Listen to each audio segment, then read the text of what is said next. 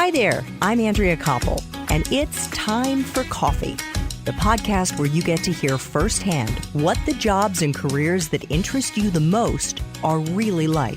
Hey there, Java junkies, what's going on? Hope classes are going well. Hope you're taking advantage of being on campus to attend free lectures, and hope you're also taking the advice of so many of the people I've interviewed on Time for Coffee. The advice is to get involved in different extracurricular activities that are available to you at school and to attend those free lectures and free events, because you never know what you're going to get exposed to that will inspire you in terms of what you might want to do after you graduate. In fact, my next guest has some great advice that I think you're going to appreciate. But before I introduce him, if you haven't already signed up for the Java Junkies Journal, that's the weekly newsletter that we send out bright and early Monday mornings to give you a sneak peek at the episodes we're dropping every day that week, please head on over to the Time for Coffee website at time4coffee.org.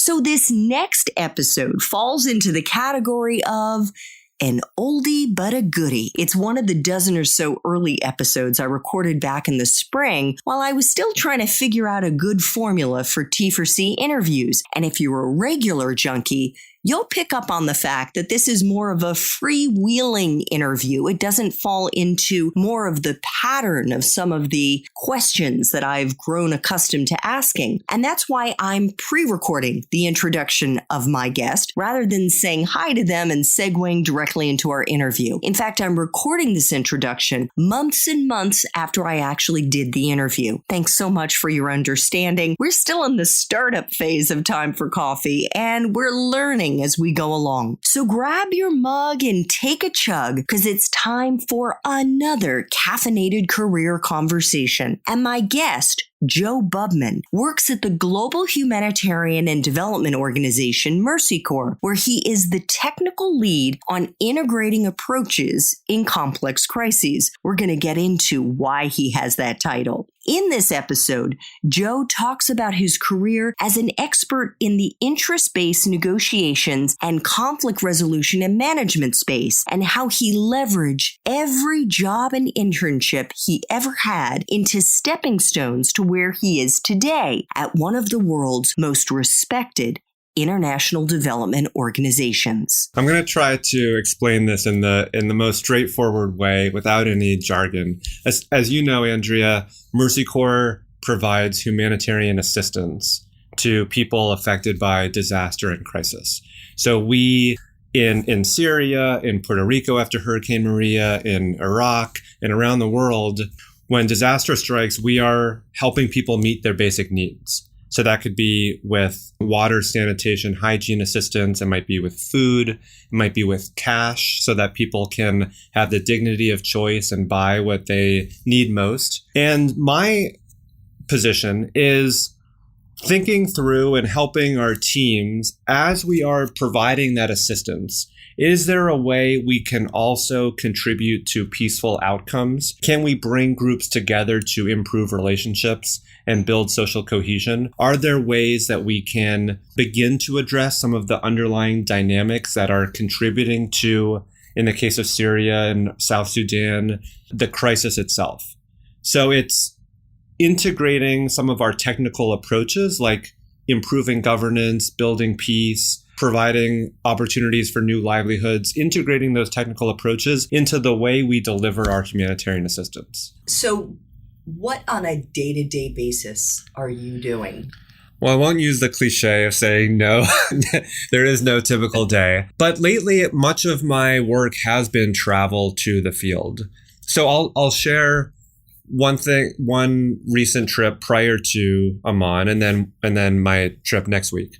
So in Kenya right now, there is a challenge at the national level where up until recently, the opposition candidate, the leader of the opposition party, rather, did not accept the outcome of last year's presidential election. There were two elections. There was an election that occurred initially, and then the Supreme Court invalidated the results, and then there was a repeat of it. The incumbent party won. The opposition party refused to accept the outcome. And it's created a bit of a crisis in the country. And it has exacerbated some of the underlying tensions in the country around different ethnic communities and around political power and around governance. And I spent about 9 or 10 days in Nairobi supporting the efforts of Kenyan civil society, business, and religious leaders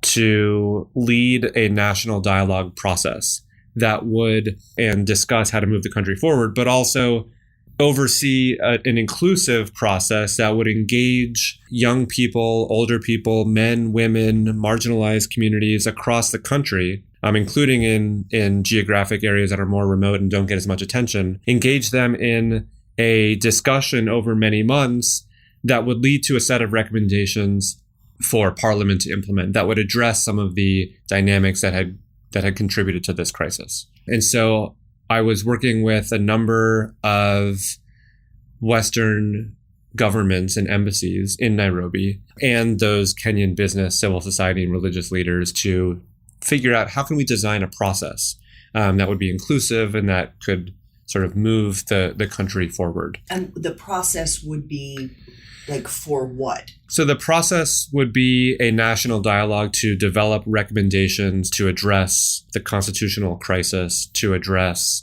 electoral reforms, to address issues that were leading to conflict between different ethnic communities, including abuses by the police, human rights abuses of certain ethnic communities. I'm flying to Uganda on Sunday, and next week I will be conducting a workshop on negotiating for humanitarian access, which I'll explain in a second, for Mercy Corps' security point people. And so when Mercy Corps is providing assistance to vulnerable populations in countries like Syria, in Iraq, in Mali, in the Democratic Republic of the Congo, our ability to access those populations is often restricted. And it's restricted either by armed groups that say, no, you can't cross this road, or you can't enter this territory unless you give us 20% of what you're supplying because our troops are hungry too, they might say. And this is a standard tax that you have to pay, which would be a diversion of our humanitarian assistance and a violation of our agreements with our donors. Or the local government might say, no, you can't provide cash assistance to 90% or you can't have 90% of your cash assistance go to internally displaced persons, even though you say those are the most vulnerable based on your socioeconomic vulnerability criteria. You have to give at least 50% to the residents of our community, recognizing that those are the people who vote and those are the people whose approval they need to stay in power. And so how can we negotiate with government in a way that meets their interests of looking good and helping their community, and that meets our interests of adhering to humanitarian principles like operational independence and neutrality? So how do you do that? I mean, with that example that you just gave, where the government says, or the people in authority say, no, you can't give 90% to the most vulnerable. You have to give 50% to this community that, oh, by the way, happens to support us. Sure.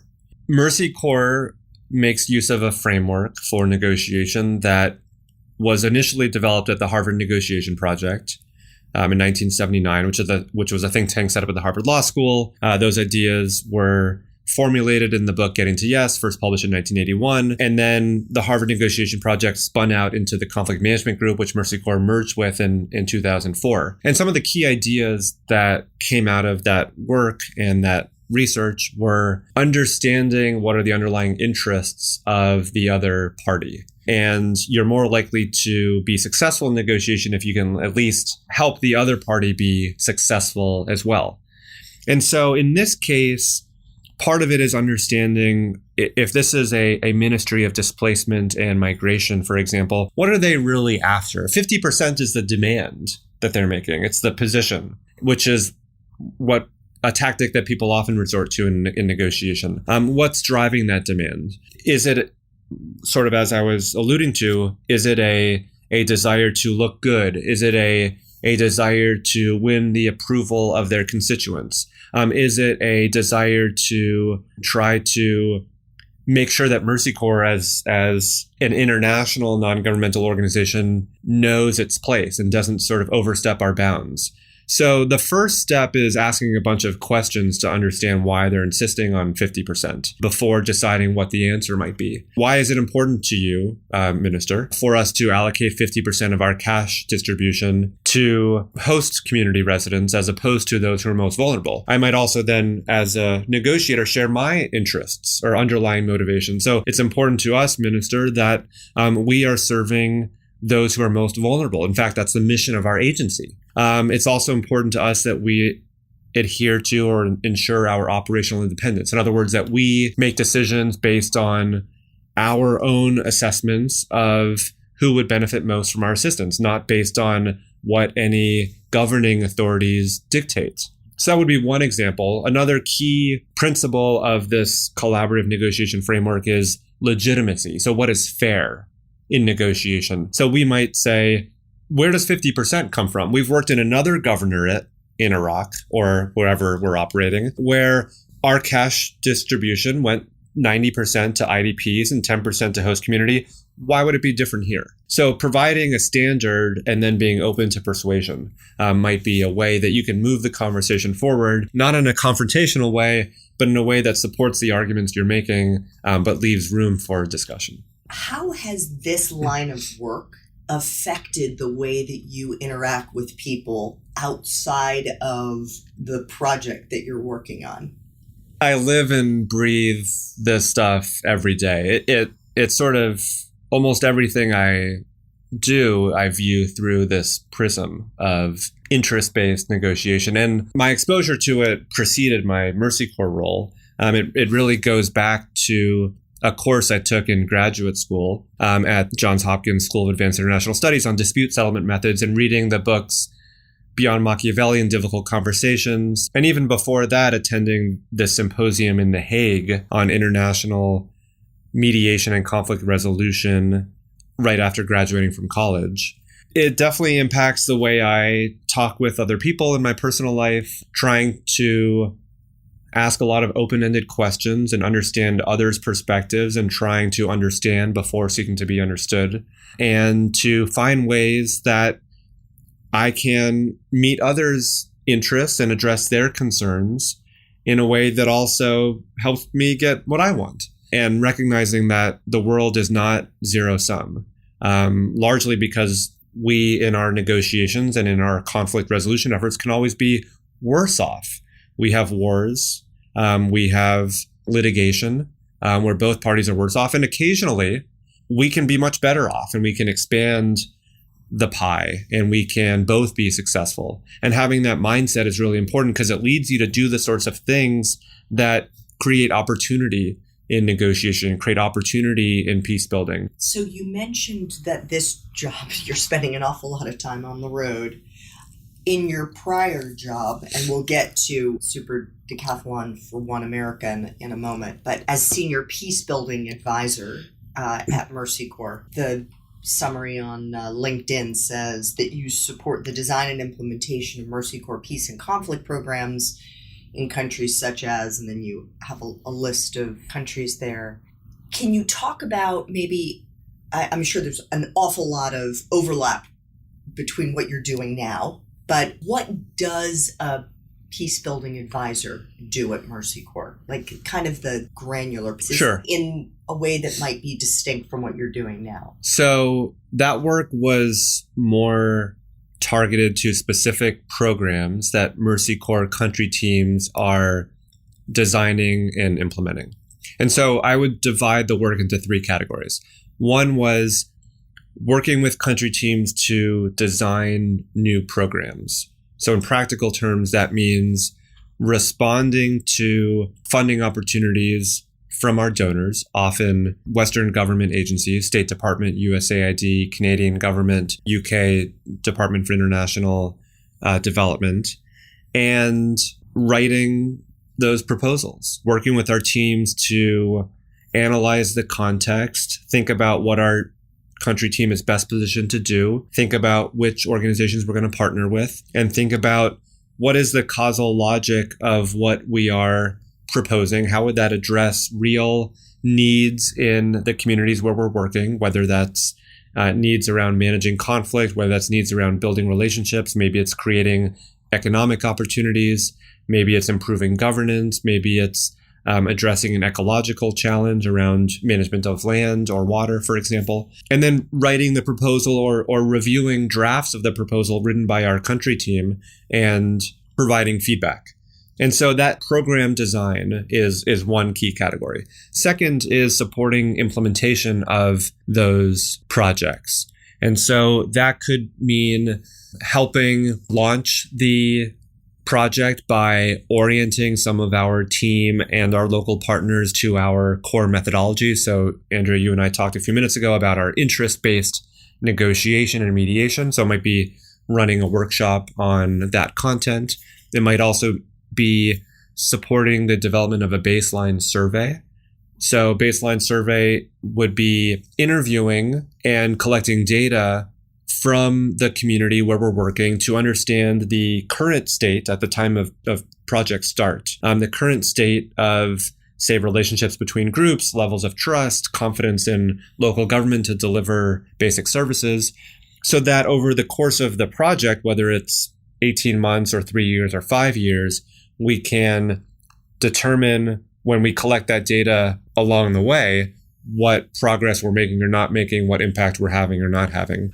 Similarly, we might, during that project implementation, also support conduct of a midterm evaluation or a final evaluation. And then the third area of support was around thought leadership and representation. And by thought leadership, that is trying to develop and disseminate research that is evidence-based and that can influence key stakeholders and policymakers to invest in the sort of work that we think is most valuable based on the research that we are developing. And then the representation is, well, based on the word, representing Mercy Corps in public fora and sharing some of that research, talking about our programs, talking about our approaches, and demonstrating that Mercy Corps is not only a thought leader, but an innovative agency that is unique in that we are a multi-mandate humanitarian relief agency that also does longer-term development and peacebuilding work. Joe, what do you think the skills are that are most important in doing this job well? How important is that graduate degree that you would get from a place like SAIS or another in which you're really digging into the experts in the field, getting more book learning? You've mentioned now writing a couple of times, writing proposals, also public speaking, I would have to imagine is also an important skill set if you're going to be interfacing with groups of people and running trainings and whatnot. But what would you say are some of the more important ones? I think that skills, first of all, is probably the most important thing when I think about career development. In other words, more important than individual choices that people make about sort of this position or that position or this graduate school or that graduate school, because I think that it's skills that enable you to be successful in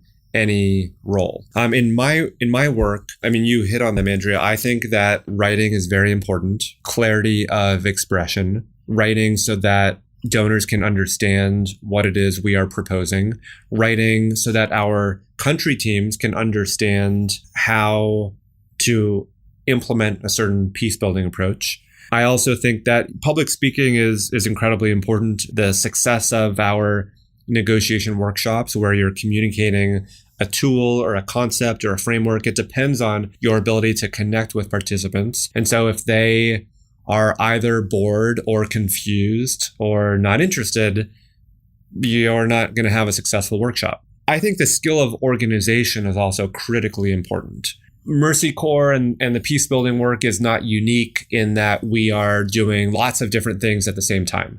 We are responding to funding opportunities. We are conducting evaluations. We are developing new tools and approaches.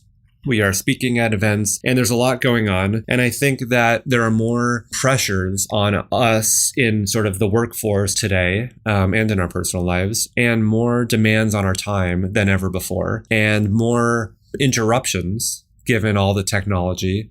And the ability to prioritize what you're doing and be efficient in how you use your time is critical. And I think if you're not able to do that, then I think it's really hard to be successful. And where do you think you really honed these skills? That's a hard question to answer. I think we all have sort of more natural strengths, and there are other things that we're naturally less good at. And there are lots of things that I'm less good at. I think sort of focus and organization is something that I tend to be good at, and it's something that I think I've grown up with. I think if I weren't, then I think I would need to really devote a considerable amount of time to. So public speaking, for example, I don't think I'm sort of a natural public speaker. Until I was forced to do so, I never felt comfortable speaking in front of large groups. So I can talk about how I honed that skill. With the organization, I think that is just kind of who I am. I've always been very task-oriented. And I think if I weren't, it would really need to be something that I focused on because, again, I think it's essential for any work in today's world. So we'll get to the public speaking a little bit later, but before we move on, I would love for you to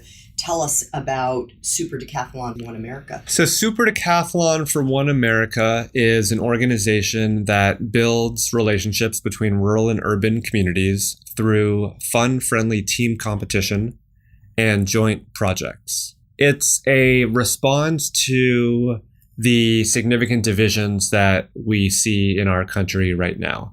There are lots of divisions. There are divisions between more educated and less educated people. There are divisions between races. There are divisions between political parties. And one of the divisions that I think cuts across a lot of those other differences is this division between rural and urban communities.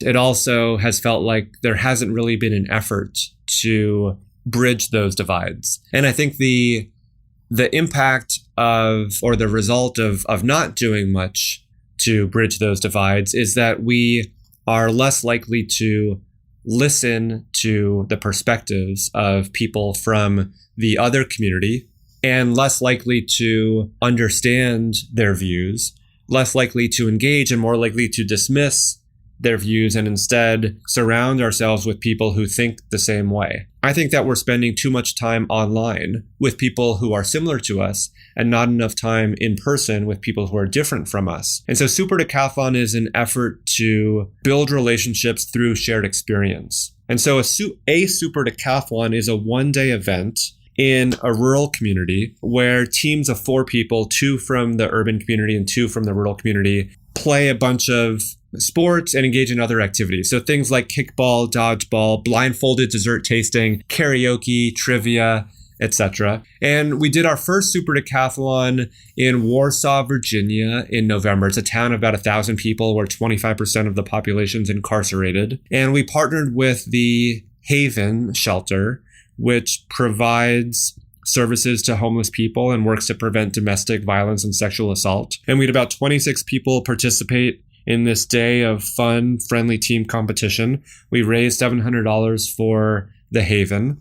And we're now partnering with the Waynesboro, Pennsylvania New Hope Shelter, which provides free lodging and housing for women, men, and children. And separately from that one-day event, we're also in the process of designing these 6-month projects. So community projects, which is similar to the Mercy Corps sort of international peacebuilding model, where you're bringing together these communities in service of a shared goal. So in the case of Waynesboro, Pennsylvania and DC, we are planning a project to clean up the Appalachian Trail. So the Appalachian Trail, I mean, it's amazing how long it is. It cuts across, I think, from Georgia to Maine. And there's a trailhead just on the outskirts of Waynesboro and sort of a couple hours west of DC, maybe less. You can pick up the trail. And so the idea is you have this 4-person team of folks from Waynesboro, folks from DC participating in the Super Decathlon who are also maybe on 3 to 6 days over a 6-month period doing some cleanup on the trail, either in Pennsylvania or Maryland or Virginia. And anyone in the broader community is invited to join. There are lots of organizations that do Appalachian Trail cleanup, so we would be supporting their efforts rather than duplicating them, but we're bringing these communities together in service of that. Similarly, with the Haven Shelter in Warsaw, Virginia, the project we're designing there is to take young people who have been traumatized by homelessness or sexual assault or domestic violence and engage them in sports. Do a few of those days in the community of the Northern Neck, and then later bring them to DC, and potentially also connect them with young people in a DC shelter who have been traumatized in similar ways, and have some fun-friendly team competition in sports, and also build life skills through communication and increase confidence through that engagement. Are there potential job opportunities? Hopefully not at the very moment, though we are expecting our first grant from a family foundation. So we're very excited about that. And that would support both of those projects. And hopefully with increased revenue, we'd be able to hire some staff. And if anyone is interested in learning more about the Super Decathlon, they can certainly contact me. They can do that through the superdecathlon.org website.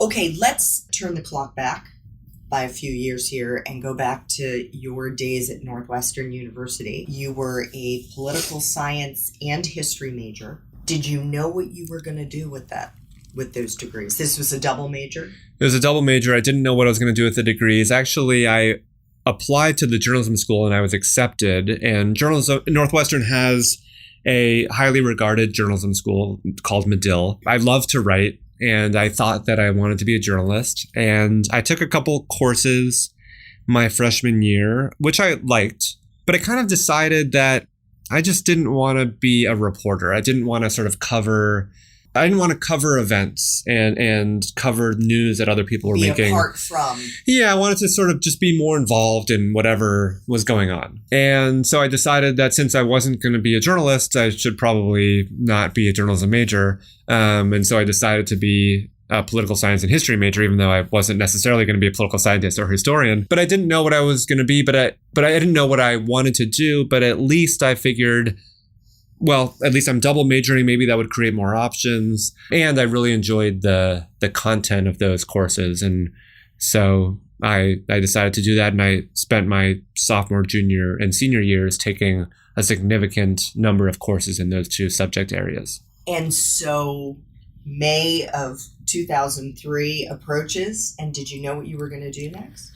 I didn't. And I think I almost wanted to postpone making that decision because I wasn't sure. And there were no kind of clear opportunities that had emerged. And so I was weighing a couple opportunities for things I could do that summer. One was a fellowship around Auschwitz in Poland that was sort of supporting Holocaust education. And the second was this opportunity to participate in a symposium at The Hague on international conflict resolution and mediation. And that to me felt more forward-looking. I'd done a lot of kind of Holocaust awareness during my time at Northwestern and led a student group focused on that. And now I felt like this was an opportunity to take some of the lessons potentially from the Holocaust, work to prevent atrocities and genocide and violent conflict in the future. So I felt like that 2-month symposium would potentially increase my awareness of different opportunities and maybe give me some more ideas and also just be a great experience. And is that where you had your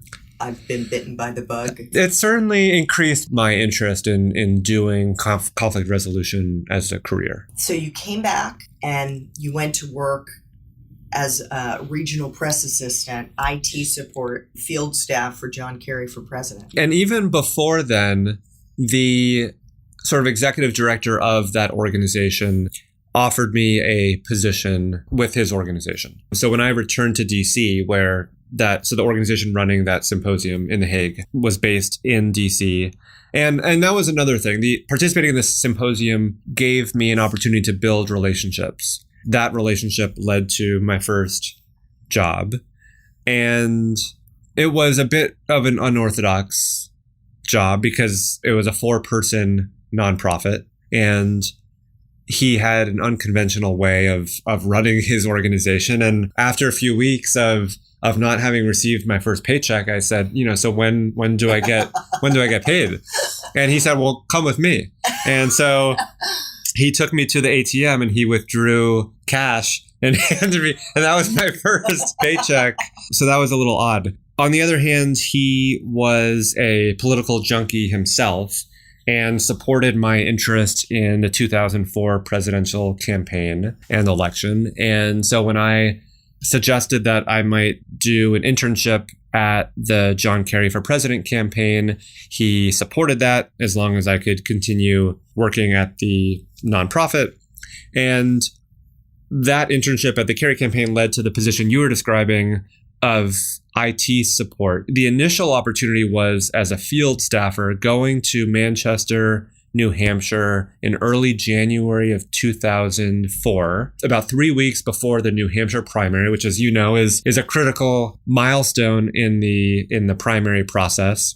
And when John Kerry pulled out an unexpected victory in New Hampshire, I then went to 3 other states as a field staffer. So that was essentially getting out the vote, knocking on doors, organizing rallies, doing visibility, which is essentially standing on a street corner, holding up signs. But I then went on to Kansas City, Madison, Boise, not necessarily in that order, over the next, say, 6 weeks or so. And then after it seemed like the nomination was locked up, I then returned to DC and I was offered this opportunity to join the IT team, which was ironic because in college I was known as someone who could barely turn on their computer themselves and was infected with all sorts of viruses because of my mismanagement of my computer, and who needed his cousin to help him figure out how to set up his computer and so on. But I kind of learned the ropes, maybe got by a bit with my so-called charismatic personality, and then over several months transitioned eventually to a regional press assistant position. And that was only really in the last sort of month before the election. And we know how the election unfolded, of course. What advice do you have for, let's say, Gen Z who are in college right now, who think, oh, you know what, this peace building thing conflict mitigation sounds exciting, sounds really interesting. What would you tell them to be studying now? Majoring in that would enhance their chances of maybe getting an internship at a place like Mercy Corps? Mm-hmm. I think that there are a number of different paths.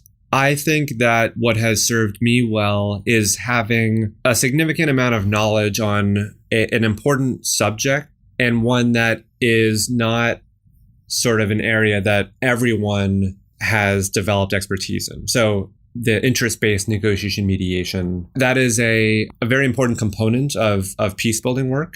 And there's sort of a rich body of work supporting it, but building the skills to do that work well, but perhaps more importantly, teach those skills and concepts requires a lot of effort. And so I would recommend reading books like Getting to Yes and Beyond Machiavelli and understanding the joint problem-solving approach to negotiation and the 7 elements of negotiation. Because I think that then when you approach an agency like Mercy Corps, you bring something that's a bit unique and that should be in high demand, similar to other peace-building agencies like Search for Common Ground or what have you. I would say that it's also important to understand sort of how agencies like Mercy Corps work. So what is the role of international NGOs in the world of peace building and humanitarian relief and development? How do we get our funding? How do grants work? How do we work with other organizations? Who are the other actors, whether it's the United Nations or sovereign governments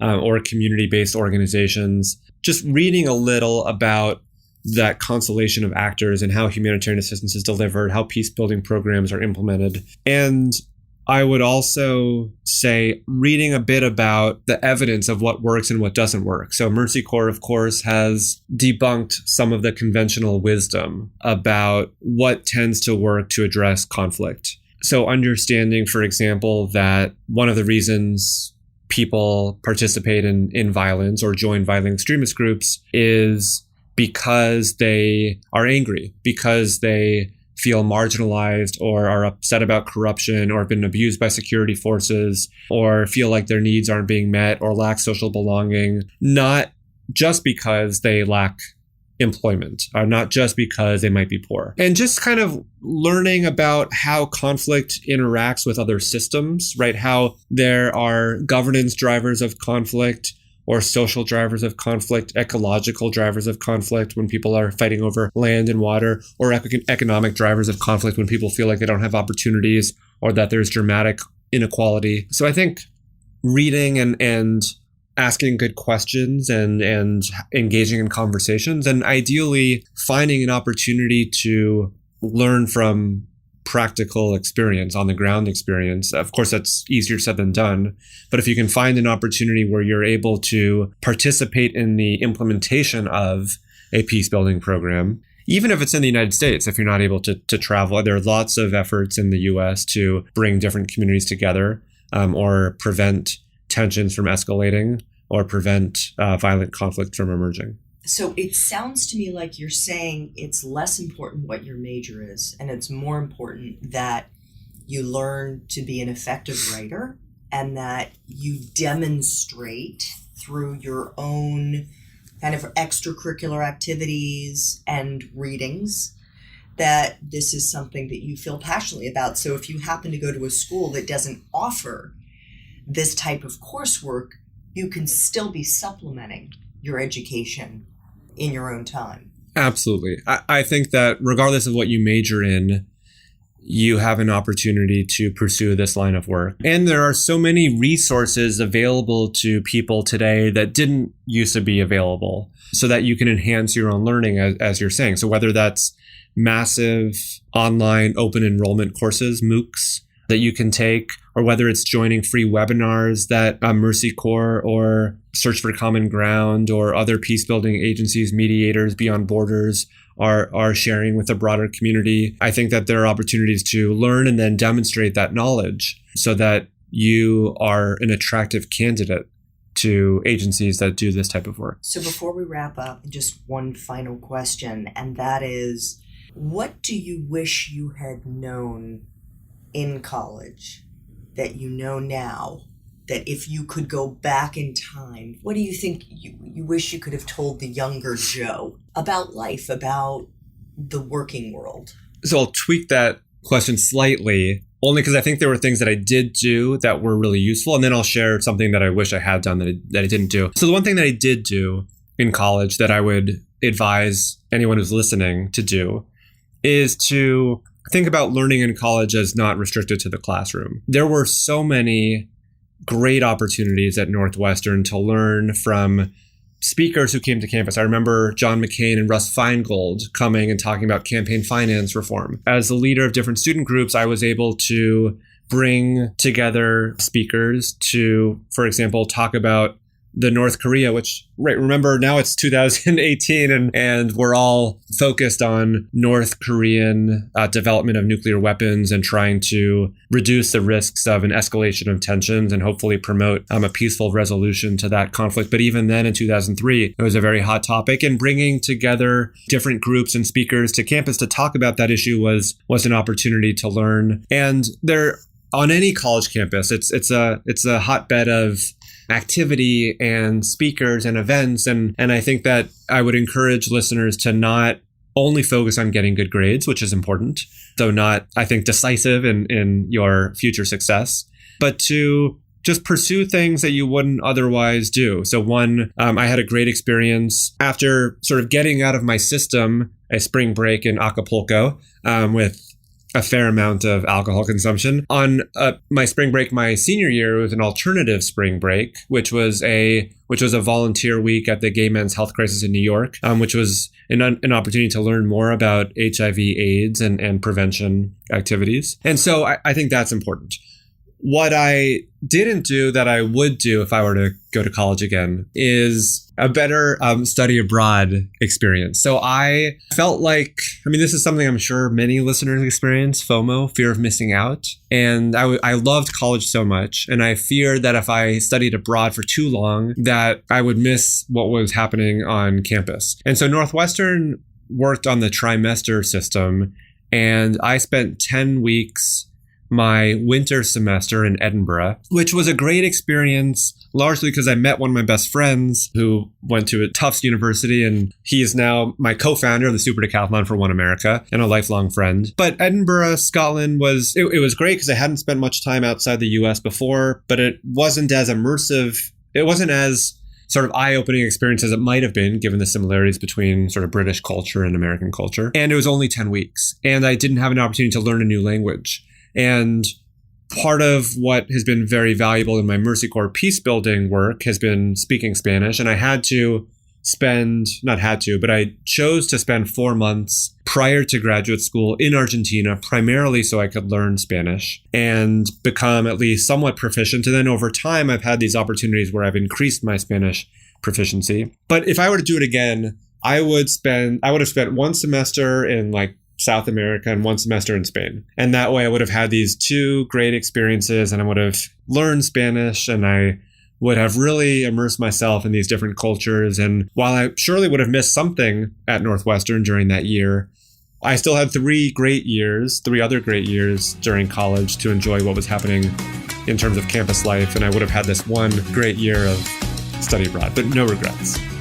Thanks so much for listening to Time for Coffee, where the professionals in the jobs that most interest you always have time to grab coffee 24/7, no matter where you live. I have one quick favor to ask you. Remember to rate, review, and subscribe to Time for Coffee. Thanks so much.